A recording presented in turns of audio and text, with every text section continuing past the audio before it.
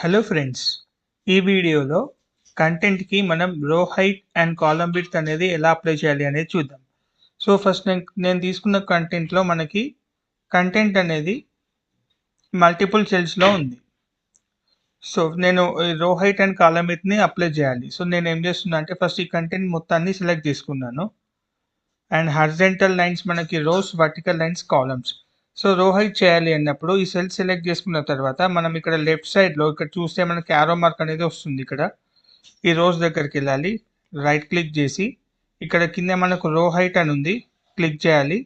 14.4 అనేది by default వస్తుంది and దాన్ని మనం కస్టమైజ్ చేసుకోవచ్చు. ఫర్ ఎగ్జాంపుల్ నేను 20 అని ఇస్తే ఎంటర్ చేయాలి. ఎంటర్ చేస్తే మనకి రో హైట్ అనేది వచ్చేసింది. అండ్ ఇక్కడ కూడా మనకి 5 దగ్గర కూడా రైట్ క్లిక్ చేసి రో హైట్ అని చేసి క్లిక్ చేసి ఇక్కడ 14 దగ్గర 20 చేసి ఎంటర్ చేస్తే మనకి రో హైట్ అనేది వచ్చేసింది. సేమ్ అలానే కాలంలో కూడా మనం కంటెంట్ని సెలెక్ట్ చేసుకోవాలి.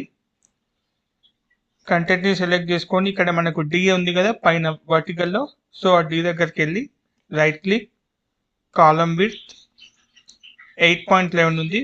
ఎగ్జాంపుల్ నేను 8.11 దగ్గర 15 అని ఇస్తున్నాను. సో మనకి ఇక్కడ కాలమ్ విడ్త్ అనేది ఇంక్రీజ్ అయింది.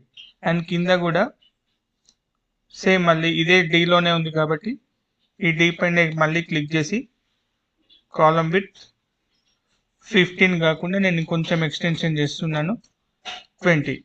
అప్పుడు మనకి కంటెంట్ అనేది సింగిల్ సెల్లోకి వచ్చేసింది. అండ్ రో హైట్ అండ్ కాలమ్ విడ్త్ అనేది మనం ఇలా చేంజ్ చేసుకోవచ్చు.